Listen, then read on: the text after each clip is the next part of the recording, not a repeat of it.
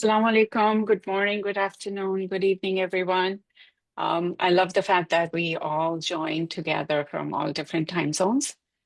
Today, we are introducing Brother Hasnain Zafar Baloch. He is not new to CVU. You have heard from him before, but he will be presenting today about e-learning.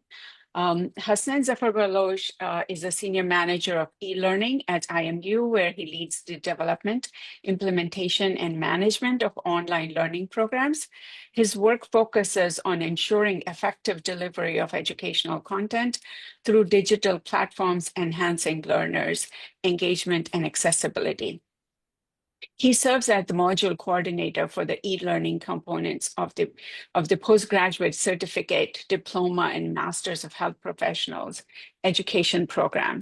Hasnain is also a section editor for the Journal of Medical Education for Future Demands. In recognition of his expertise, he was appointed visiting professor of e-learning at the School of Medical Education and Learning Technology at Shahid Beheshti University of Medical Science. With over 25 years of hands-on experience in implementing e-learning and technology-enhanced education in higher education, Hasnain is a seasoned leader in the field. He holds a Master's of Science in Computer Science from University Sains, Malaysia, Penang. With this, I invite Brother Hasnain. But before that, a couple of housekeeping announcements. Please keep your mics muted unless you are asking a question. To let the questions roll, you can add them to the chat. And third, I will be posting a link to a Google form where you can put in your name and email address so we can send you your certifications. So with that, Hasnain, the floor is yours. Thank you, Sister Skina and Prof. Shabi for the invitation. And thanks for the introduction, like I'm humbled, Okay, today's topic is actually technology enhanced learning. It's very wide topic. I try to rearrange my slides for last 1 hour, Hopefully I will try to do justice to this topic, Okay, main agenda or main topics I will be covering in this webinar is sharing with you the higher education landscape. And just to verify, slides can be seen and my voice is okay. Just thumbs up, everybody, or type 5 in the chat.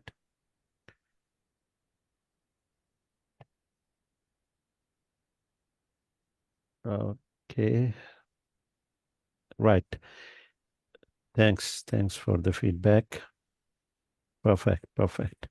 Okay, then I will be sharing theories and ID, instructional design models or learning design models. And then I will jump into scenario-based, video-based content design and how we could adjust the level of immersiveness with the help of technology or tools. And later on, I will be sharing tools which will assist us scenario-based learning design or technology enhanced learning also. Then I will be actually moving on and then sharing the challenges and ethical consideration and future trends, Okay. By the way, this graphic, I use AI, okay, to generate. Yes, so very quickly, 2015 and 16, recent past, right, where we started boom of open education and how we could blend online, face-to-face, and different modality, like synchronous, asynchronous, high flex. All these terms I will explain later on via video. I got it from Online Learning Consortium, right? And then face-to-face teaching also. And that's where the rise of massive open online courses in Malaysia, where I'm based in. Every public university was given a target by the Ministry of Higher Education or Ministry of Education that every university must come up with at least one MOOC of their own subject where they are good at, and then that can roll out to whole Malaysian students. Then from 2017 or 18, where not present actually. It's where we have online education, flipped classroom, formal and non-formal learning. And that's where the mobile learning comes in. And during pandemic 2020 or 2021, we move rapidly from like closure of campuses to emergency remote learning. And then it's near future what's actually it happening now. A lot of universities are thinking uh, what lesson they learned during COVID pandemic, and they notice certain part of curriculum can be delivered via online, completely online. And that's where they work with industry, and you may heard of industrial PhDs, where universities collaborate with industry and real life problem could be solved via that research. And Uber University, what is the concept of Uber?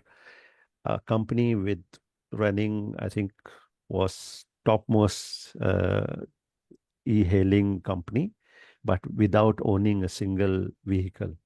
So something similar, how we could incorporate in education or universities where there's no full-time staff or all the courses delivered. Okay, I'm looking at the chat also. So feel free to put your questions or anything you want me to elaborate further. I can actually always see on the right side. Okay, so I was telling you about Uber University, where you no need to own course, you no need to own full-time faculty.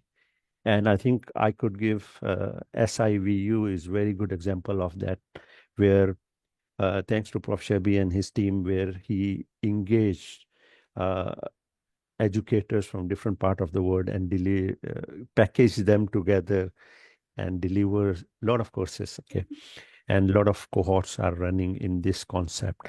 So then comes in augmented and virtual reality and AI pedagogy. Nobody can deny that. Just 3 hours ago, I was actually delivering a talk on AI, robotics, and future jobs. This group, which invited me, is from South African countries, and they are moving very fast. I was amazed the way they were discussing.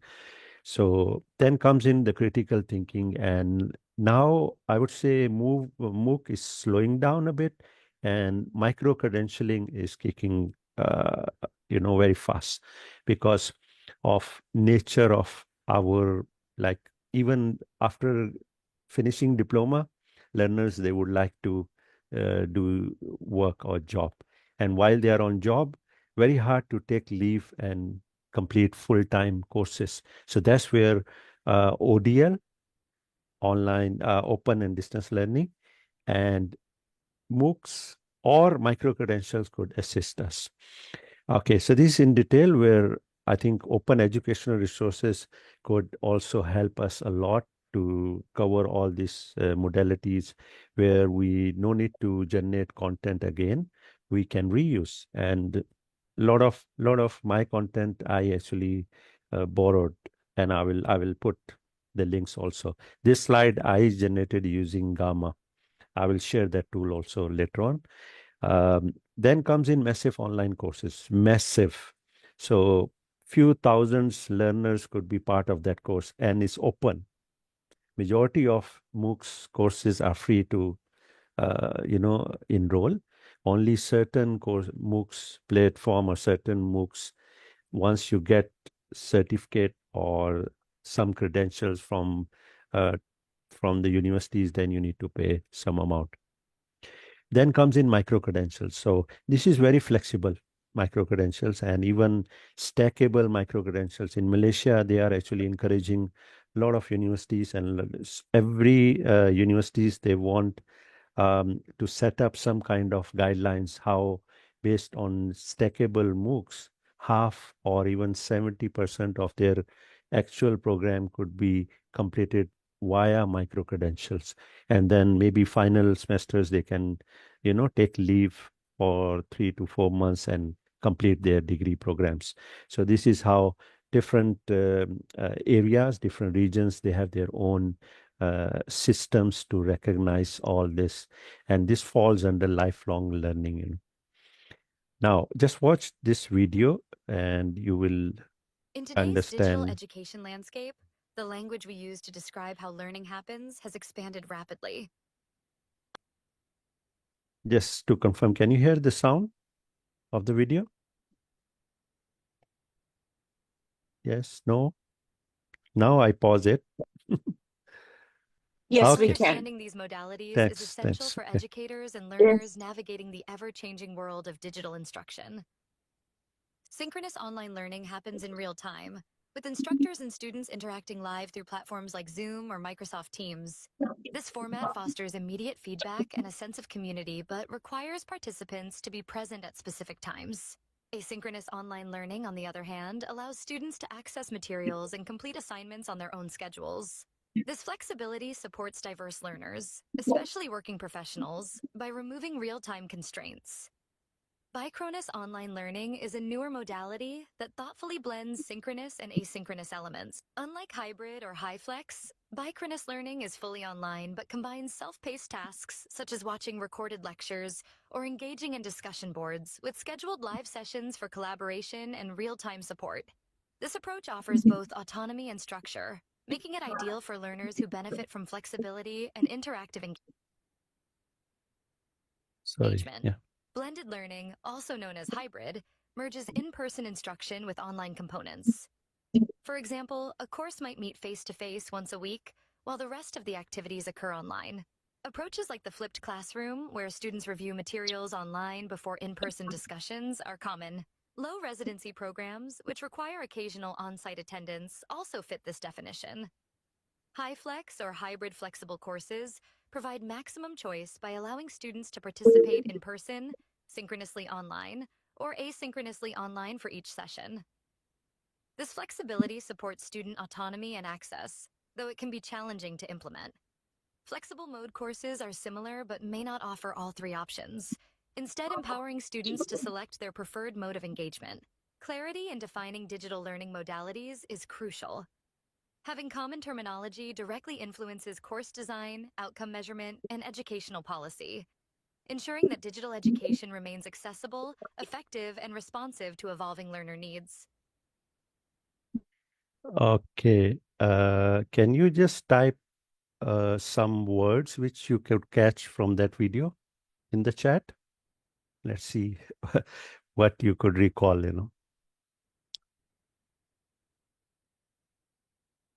Anything you could recall from the video just now? High flex, yeah. Blended learning.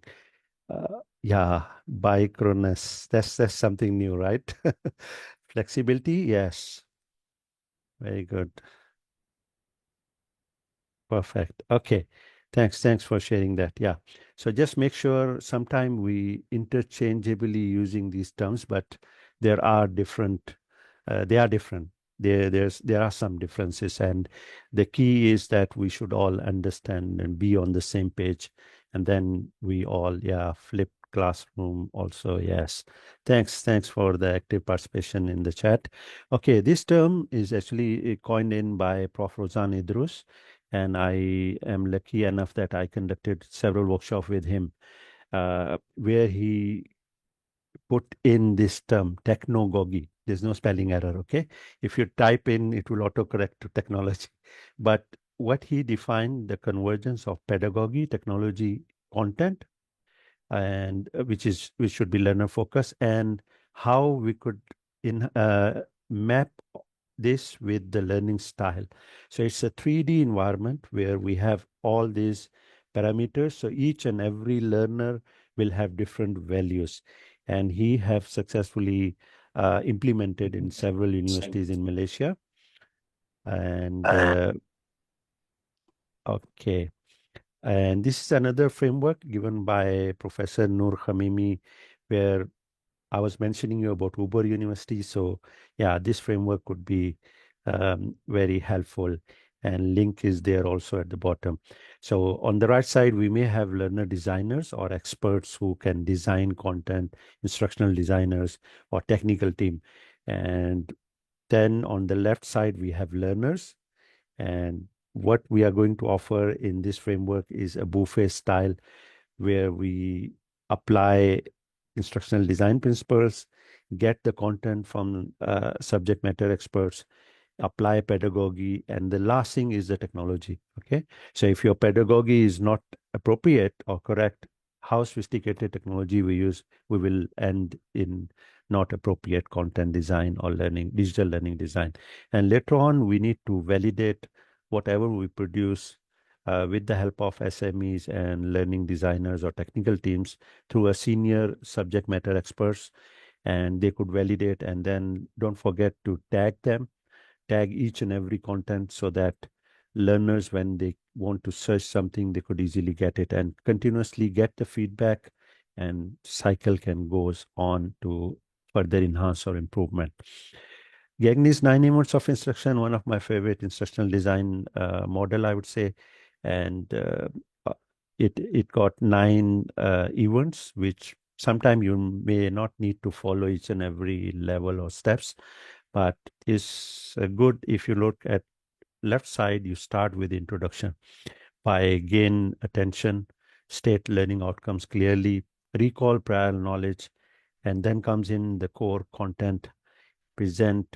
I will share another slide also how we can implement or share the content with example, simulation or explanation, and then what learner have to do with this content which we are going to provide them on different platforms. Instructions, that's very helpful. Guide them like checklist, mnemonics, or group discussion. Then comes in assessing whether whatever we design it's impactful or not. And last thing is you summarize and give them direction, give learners some direction where they could apply. And it's good if we could link our topics with real life application of whatever we have delivered to learner. Then comes in another framework, universal design for learning, because now with the help of internet, digital learning, massive open online courses, micro credentials, everything is going global.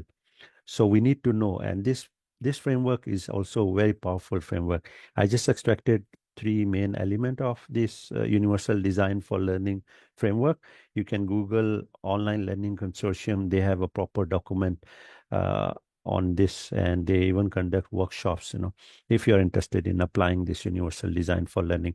The first element is engagement. So we should think of multiple ways how we could engage with students or with learners. And you notice one of way is my voice over my content, and then actively engage via chat. And there are many ways we could engage. You know better your learner, you know better your resources, you know what's available and how you could immerse. A good storyteller can actually engage learner. No need tool or technology, right? You need just your voice. Then comes in representation. So we need to address all different needs of learners. Some learners are very good in understanding the visuals. Some are, they need step by step. They need text. They need more, textual based, or some are more, experiential. So you need to implement and address all those needs. And then don't just leave by delivering lecture, delivering content and things, learning will take place. No, you need to address by asking learner to apply. So do some kind of demonstration of their understanding in the class, and that will re-emphasize or intensify the learning. And there are different methods which we can do or apply all these 3 elements of universal design for learning. Then comes in this model more on corporate style, corporate learning, but I think some of the component or modules or courses, we can apply this model also, where we rely on experiential learning is 70%, and social learning is 20%, and formal learning. Most of our executive programs, there was one recently, digital leadership and value creation. We apply this model where you will be surprised. Like we just engage 1 or 2 full-time academicians. The rest all we engage people from industry. So they bring in experiential learning, and social learning, because we created community of practice, and only 10% was the formal learning. So all these models and frameworks I'm sharing just to reduce error of our design, of digital learning experiences. So sometime you can merge all these models.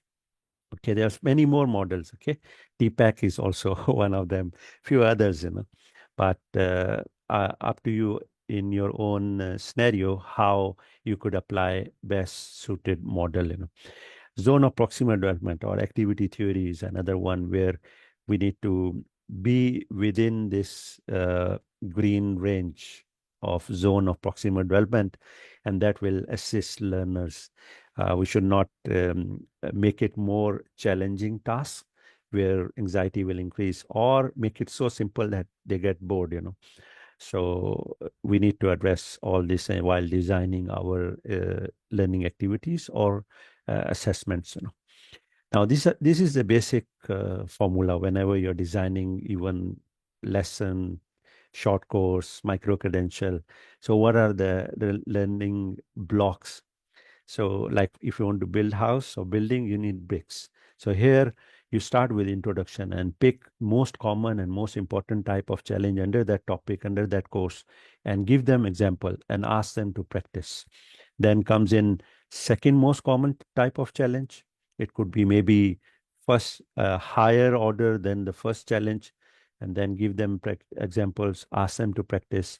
Then comes in third most common type of challenge, give some examples, ask them to do practice, then do the final. Each and every block or sub block, you can do some kind of formative assessment, but then comes in the proper assessment and practice, and do give them reporting and give them feedback in summarized form how they perform uh, within your micro credential course, or even within that module or topic. So when you just copy paste this concept, and that's how. Only thing you need to change different types of content. If you have 6-7 topics to cover, if you're using just one type of content, learner may get bored. So you just need to apply multiple format, and or you can blended learning approach. You can even blend by asking topic one can be covered by one facilitator, topic two can be covered by another facilitator, or topic one is more textual based, topic two could be maybe video based, topic three may be totally experimental or experiential. Okay. And then don't forget to incorporate gamification and digital badges. So these two elements in your building block or learning blocks will encourage and motivate learners. Nowadays, most of learning management systems, they have these two features in that built in. So you just need to plan accordingly and design and incorporate and inform learners at the start of your course that you will earn digital badges if you do this, or if you met this criteria. And most of these digital badges are shareable. You can go to your social media platforms and share, and that will actually encourage and give some recognition and motivation. Okay, so these are the key elements when it comes to digital learning or blended learning landscape. I just pick for micro credential course, or you can apply it for any digital learning projects. So first of all, we need to do readiness test. Even for AI, nowadays everybody wants to implement AI, but they forget, are we ready where we are in the infrastructure, in the literacy skills, digital literacy skill, e-learning literacy skills? And then comes in the AI awareness, how far they know. Then only you can plan. And then we need a proper learning management system. Content is there. We need to actually design accordingly, according to learners' need and readiness level and availability of the platforms or tools. And then don't forget learner and faculty training. You need to train them. You need to upskill them. You need to get them familiarized with all the tools which you are going to implement in your landscape or ecosystem. And then last but not the least, management should be on board. Then only you will see the success rate very high. Hopefully everything is okay. Let me know if I'm too fast or too slow. I can adjust. Everything is okay. Just type maybe 7 in the chat. Number 7. Everything okay. If not okay, please type what you want me to explain. Okay, 7, all 7. Wow. Okay. Good, good. Someone is 8, so even more than fine, right? I hope so. Or maybe it's a typo error. No worries. Okay, let's move on. Learner engagements. And you could see, if you can scan this QR code, you will get digital freebies. Normally, physical, I give chocolates, But here, I'm going to give you freebies. So if you scan this, okay, thanks for muting. Yeah. So I think you will get to my SlideShare account, and where I upload all lot of slides of my talks and workshops. Prognosis is very good free application for doctors to practice, and that's how they can engage. Augmented reality, gamification, VR, and a lot of AI is here. Maybe you can recall some icons here, right? This Mistral is open source. DeepSeek, also open source. Then Kahoot, there are a lot of other tools. And then scenario-based learning, Okay, that's where you can apply this. Um, Come up with the scenario, and it's mostly non-linear and contextualized. If you are covering a nursing students, so give nursing examples. Okay, if you are doing medical students, pharmacy students, give contextualize. That scenario should be addressing their areas. Then they would actually love to practice and grow. And role specific scenario also, like just now I give you example of nursing, doctors, medical doctor, cardiac specialists, pharmacists, and then comes in a story. Story need to be very strong. Okay, then only you could engage. Learn from showbiz. Sometimes 3 hours movie, you engaged in and you watch 3 hours. Most of our slides, I think third or fourth slide, learners we are with their handphones and maybe on social media. So how we could engage them? Give them challenge, give them choices to pick or hypothesis, and then based on their choices, show what consequences will happen. And then that's how you loop in. And story is very important and need to be balanced scenario. Don't go in one path so deep in that they are lost. So not 3, 4 level, and then let them come back and then go to different paths. Okay, and feedback is very important. This is another example, designing scenario-based learning, where you have challenge choices. Each choice will have different consequences, or each choice will lead to different content. Okay, and then this is multiple or complex scenarios designed. This is a template or storyboard. You can actually copy. It's very simple. You can even add in and apply to your own context. Here, I just pick example of dentist. So you can give a challenge, how to tackle the pain as a dentist. What is the first thing you should do? Give them the choices, what they can do, and then give them consequence or result of their choice once they pick. And this is all text-based because it's storyboard. You can convert it into a video-based, and if you have resources, you can have a simulated patients or real patient with the consent. You can shoot their videos and clip it. I will share one of our own example during COVID with Prof. Shahid. We have published paper, bedside teaching. So where he used his own real operational videos, where, so that was very helpful. Okay, hope is clear. And you can gamify it also by, if they complete accurate choices or pass, then you can give them marks or give them badges or stars. Okay, this is the paper which I was telling you, like myself and Prof. Shahid, we have published that during COVID time. It's open access. You can scan this QR code and you will have access. And if you know this, we have incorporated, I think, Gagné's 90 minutes of instruction also, and gives reflective practice, think aloud, hypothetical, deductive approach also, and successfully implemented during COVID. And after COVID, students really love and ask Prof.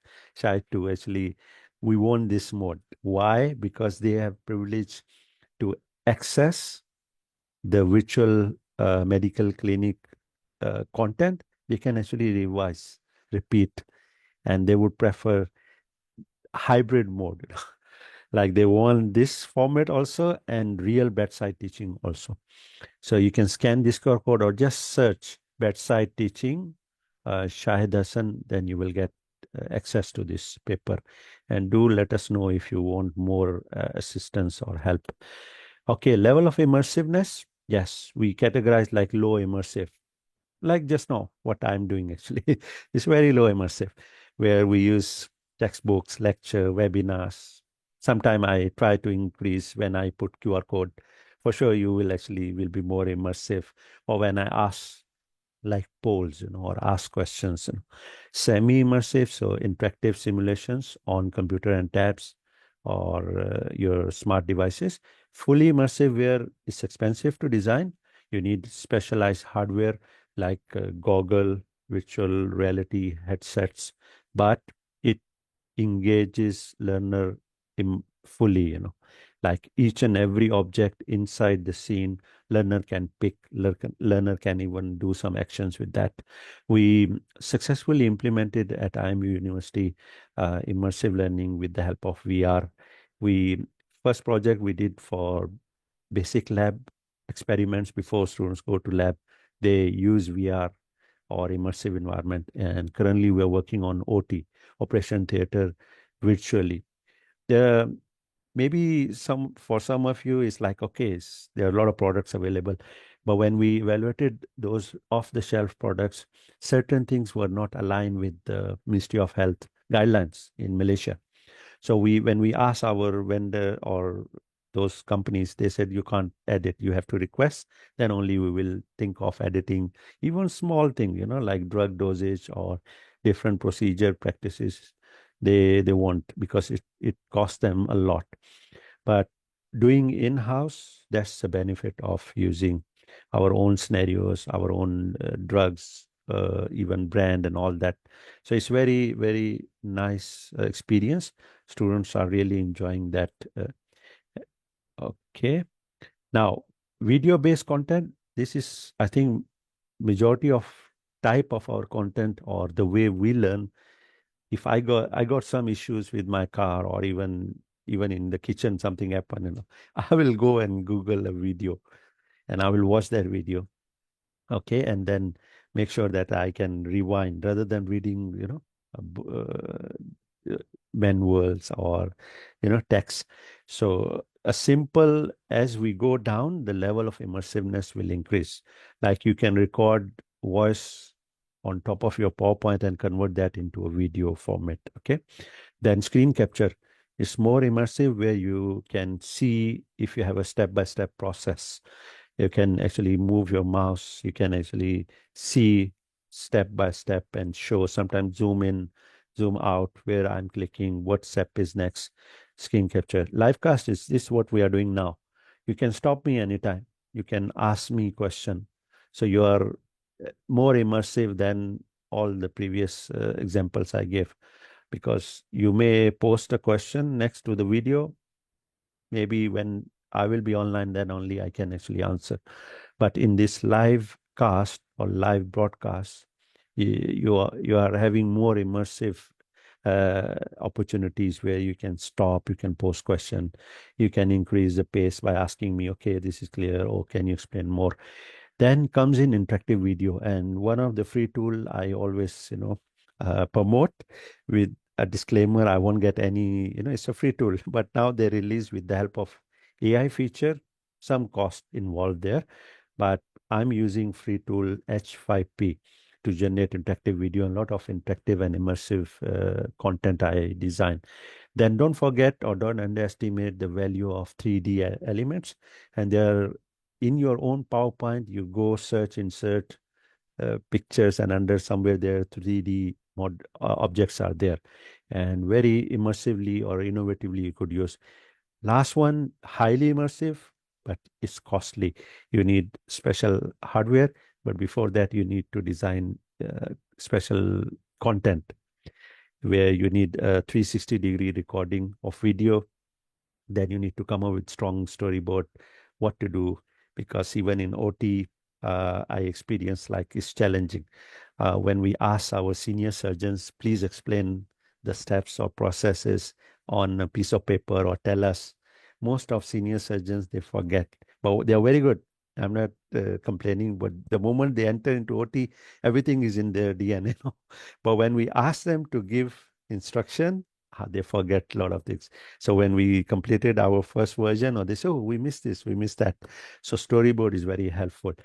Okay, let's moving on. The evaluation of e-learning. Traditional, we know static content, limited interaction, one way only. Interactive, where we use multiple content, some basic simulations or feature of simulation inside, and then AI enhanced. Nowadays, AI everywhere, right? But just make sure that be careful. You evaluate, go back to the key elements, readiness, and then only. Not everything AI can solve. Okay, so be responsible, be ethical, and use AI for not replacement but for enhancement. Then comes in immersive, where we have virtual scenarios and realistic simulations. So I was visiting one of the specialist hospital and research center, and where they were training residents, and that's where I actually guide them, like record each and every critical patient with the consent of patient, and then convert that content, because when you are handling critical patients, you don't have time to train your residents, because your priority, topmost priority, is to manage patient, save patient life. So that's where actually those recordings are, and later on we can convert them into more immersive real simulation, and that would even assist the personalization of the learning according to the learner's need. Okay, AI technologies, yes, they are reshaping education. Sorry for this repetition because it's AI generated. Okay, so these are the issues with AI. AI tutor, very powerful. You can actually, I can mimic myself, and I tried, generated my own bot, and very successfully it answers a lot of questions. And maybe if time permits, I will put in the chat, and you can interact with my bot. And I have, the platform I use is poe.com. Free 5 bots you can generate. So for each course you can generate one bot, and all frequently asked questions, past cohorts, you can put that as a knowledge base. So that bot, customized bot, will only mine or refer to those documents you have uploaded. And it's very helpful for learners. And sometimes these bots are more human than ourselves, because if same student asks 2 times, 3 times same question, we will get upset. But these bots, they are so trained like that, they will be even more politer than second time or third time, even they will elaborate more. So this is how the benefit of AI, where AI have the strength. Then adaptive learning environment, yeah, you can actually, based on the performance, you can adjust. Khan Academy is one of the good example where they incorporated AI. They were using adaptive assessment, or even tailor-made content push to the learner. Even with the assistant of AI, they are even enhanced that personalized experience. And intelligent feedback, yes. Automated assessment and grading, still not that accurate, but yes, you can get assistance from AI or technology, where they could automatically generate feedback based on some keywords. I will share with you at the end. Lately, Google AI Studio or Lab, they have something very powerful, which scary also. Okay, let me move on. Just to share with you all some of, no, I wanted to clear this annotation. Someone actually was, never mind. Digital resources where ebooks, there are a lot of platforms, open educational resources you can get access to. OER, then comes in e-journals. Don't underestimate. I was reading that majority of journals just publish and nobody refers. But if you ask your students, please give reference to journals. go to your own institution library and get access to these journals, and don't just say this is what I think. No, based on journals you can refer to and give your assignment submission based on these journals. Videos, question banks, online databases. Even some of the institutions, they subscribe to examination databases. Just now I shared Prognosis. You can actually learn a lot of cases from Prognosis. It's an open access application developed by Sri Lankan doctors. Then comes in examination database, then e-portfolios. Yeah, some of these, yeah, I think maybe Sister Skina will do that to disable the annotation. Okay, no worries. E-portfolios is also a great resource. Ask your senior students or senior cohort portfolios could be a material for your junior cohorts to go through and, enhance or give reflection on this. Then e-community of practice. I think SIVU is a great platform. Our WhatsApp group, our YouTube channel, where a great sense of community of practice. You give problem, there are a lot of people who will come in, from different part of the world and assist you. All these WhatsApp groups, our Telegram groups, channels, and all this very powerful e-community of practice. Then open access resources, and don't underestimate social media. I think now majority of institutions, they recognize and they allow. Just 10 to 12 years or even 5 years ago, very challenging. A lot of social media platforms were blocked in my own institution because they think it's gamification and waste of time. Then comes in central digital repository, very powerful digital resource if your institutions have. Um, Try to tag them properly, whatever resources you put in digital repository, and reuse them. And don't forget the MOOCs. MOOCs also, massive open online course, is a great digital resource. Then comes in free, accessible AI learning tools. I'm looking at, yeah, annotation. Okay. Yeah, so they are free immersive learning with AI features tool. So if you search Go Space Education, it will allow you to create virtual world, and creatively or innovatively you can copy your assessment into it and then ask your learners to go into that immersive world. And okay. Now I'm clearing the annotation. Okay. Yeah. Okay. So Google Expedition is another where, or Class VR, you can search and you could actually virtually, even there are a lot of features. I was discussing with my daughter, she wants to buy latest smartphone, and then I ask why you need this phone and are you going to use these features. There are a lot of good features in your smartphone. Your own majority of your phones have a panorama photo or video taking or photo taking, and from that panorama image you can convert a 360-degree virtual tour using H5P platform. And Google Lens, I'm not promoting Google, but even you can install Google Lens in your Apple phone also, iPhone also. And Google Lens is also a very powerful tool. Whenever I travel, I can translate on the go. And it can recognize, like, normally you take photo of these slides, right? You don't need to take, because recording will be uploaded on our SIVU YouTube channel. But if you really want, Google Lens can actually extract image text from the image. Okay, there are a few more like mixed reality platforms, So you can try explore, because it's a webinar. I will just touch a bit and move on. But if you really want to cover any tool, then we need to conduct a full-fledged workshop, Okay, let's move on.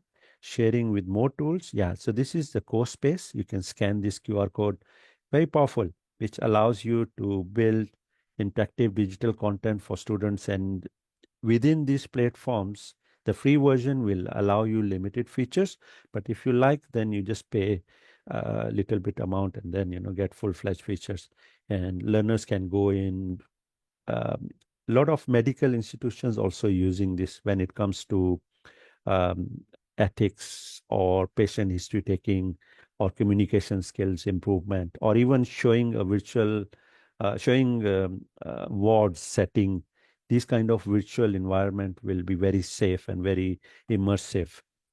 Okay, this class VR, maybe it's changed to different name, but if you Google, you can get also very powerful tool, and it allows even virtual reality content also.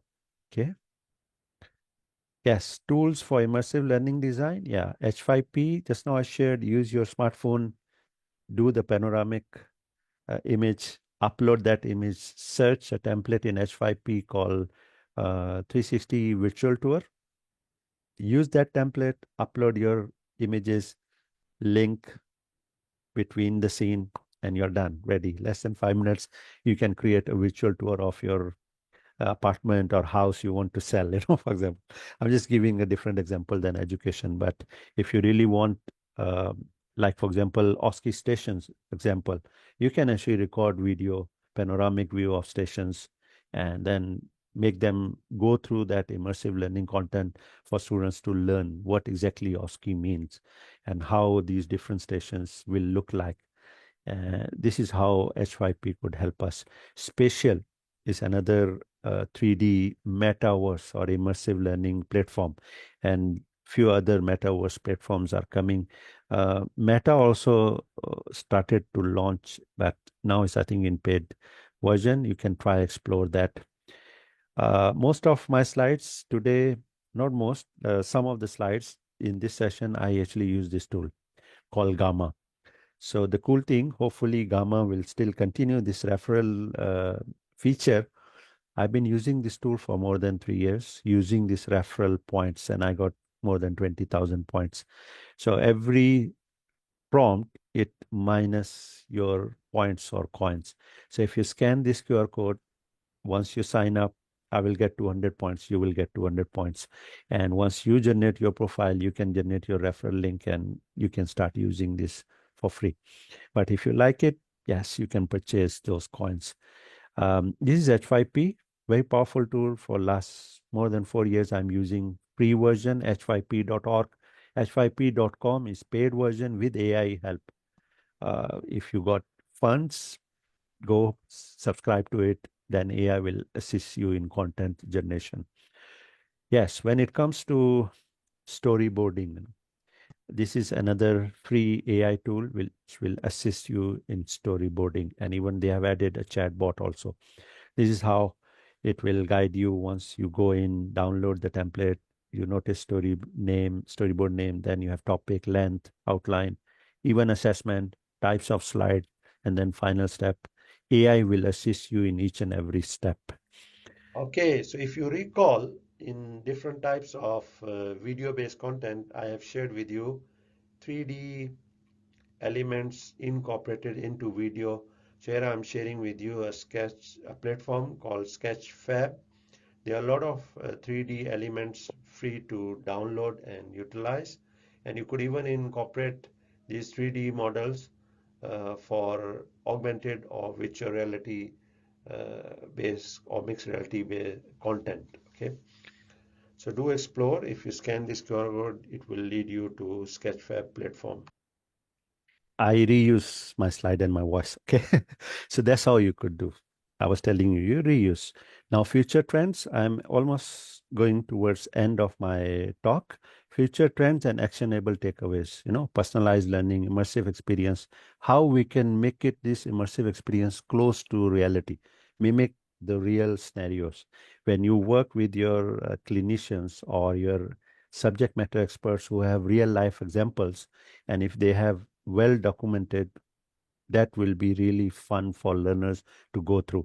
And AI driven assessment, let AI assess, let AI guide us what to assess and how to assess by giving profile of student without names.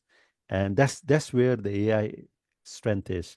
It could actually guide us, because provided the amount of data given to train AI, sometime AI could be very, very helpful in guiding us how to address special need learners.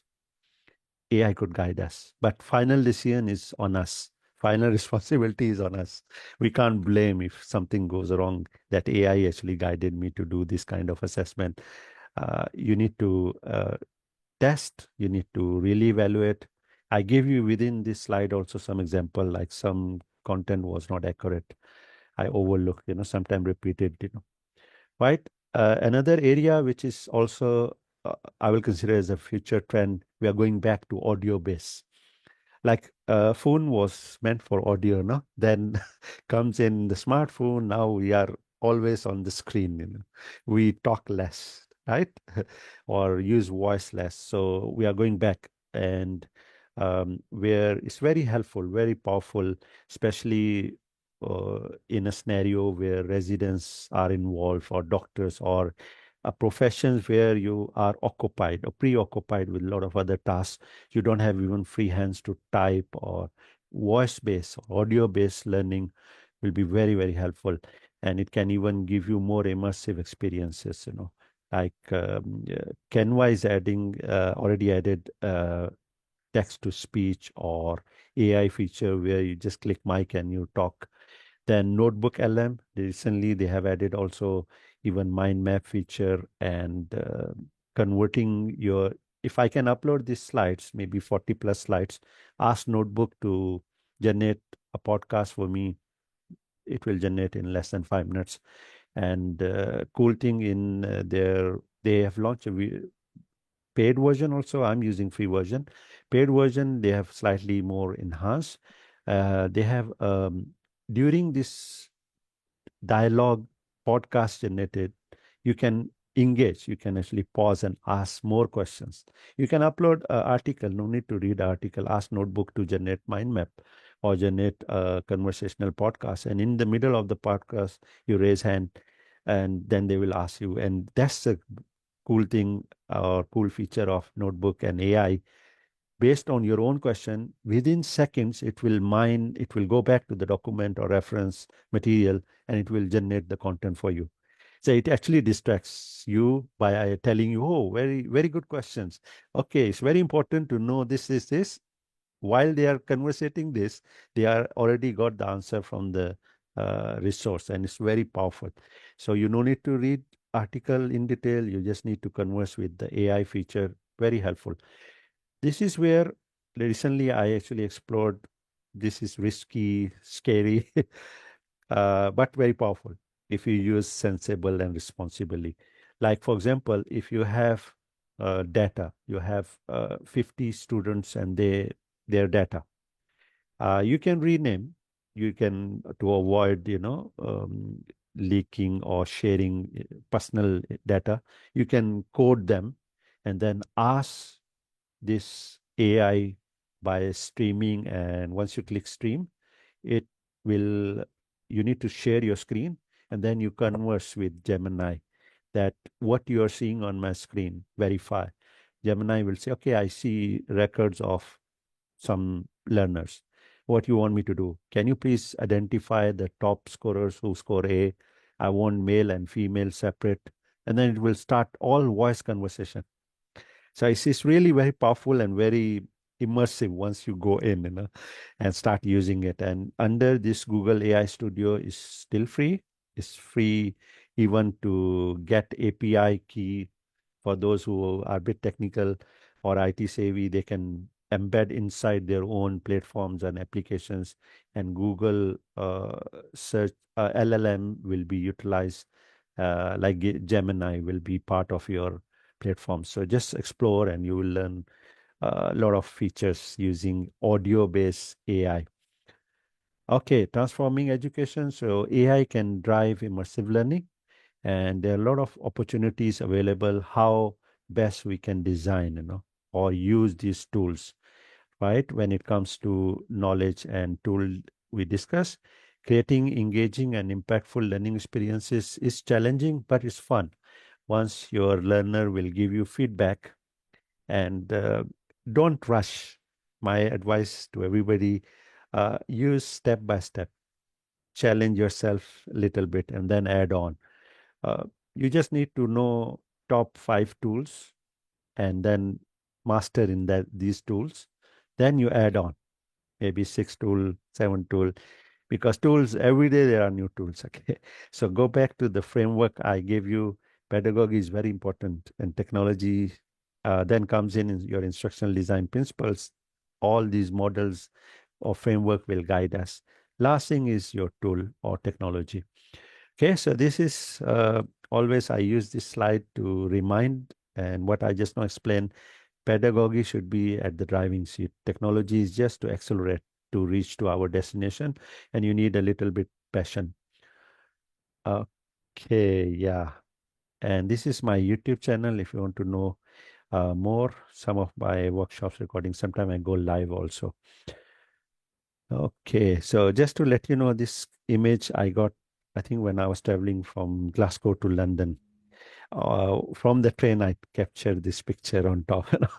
Amazing, okay, these are a few more. Okay, let's share with. Yeah. So in summary, I just covered higher education landscape, share several theories and instructional design models, touch a bit on level of different immersiveness, and shared with you some of the tools which you could use them for technology enhanced learning design, and touch a bit on challenges, especially the elements like how we need to train our faculty, students, and make sure our management is on the same page when we are implementing technology. Okay. Just to remind all of you, please put your proper name because we need that name to be put on your certs. So there are a lot of names missing according to our team there, who is evaluating your forms.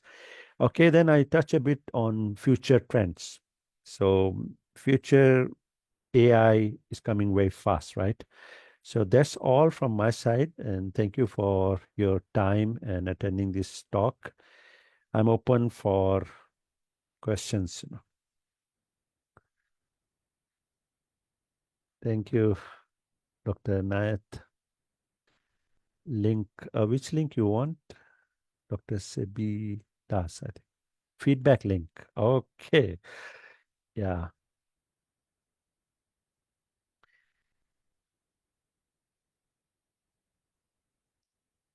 Maybe Sister Skina, can you share the link for them to fill up? Yeah. For the certificates? Okay, I did just a while ago, but I'll do it again. Yeah.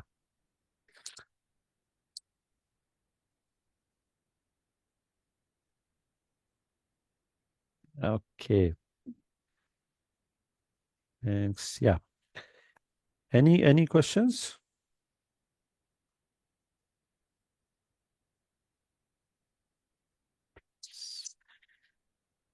Perfect. Looks like you covered everything very clearly, Brother Hasnain.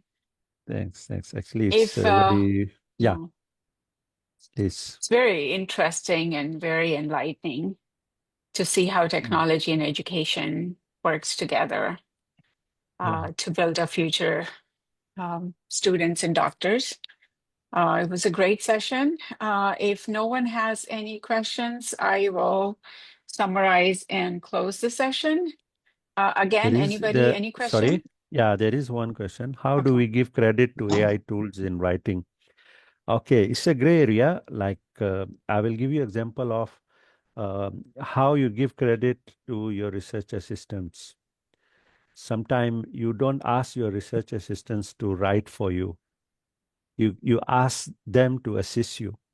So similar way, don't ask AI to write for you, because if you are using that AI tool, then majority of journals they don't recognize AI as author, but there are some journals they are doing research on AI. They even ask you to use AI tools, but in my own personal opinion, if you are using AI tools in writing, do declare, do and share your prompts, like how you interact with AI tools that will help. Like identifying your contribution. Like you are not using like agentic form of AI where you just give a few words and it will write whole chapter for you, and you even don't know what references from where they get. So my piece of short 2 cent advice would be uh, use as only assistance for assistance. Don't use for complete writing for everything. Hope is clear. How can I create free LMS? Oh, you don't need to create, you just use. There are a lot of free LMS. You know, Google just now, YouTube is LMS. How you design, right? There are a lot of free platforms you can use. Maybe I can answer some. You just contact me on my social media, and I can give you detailed list of free LMS.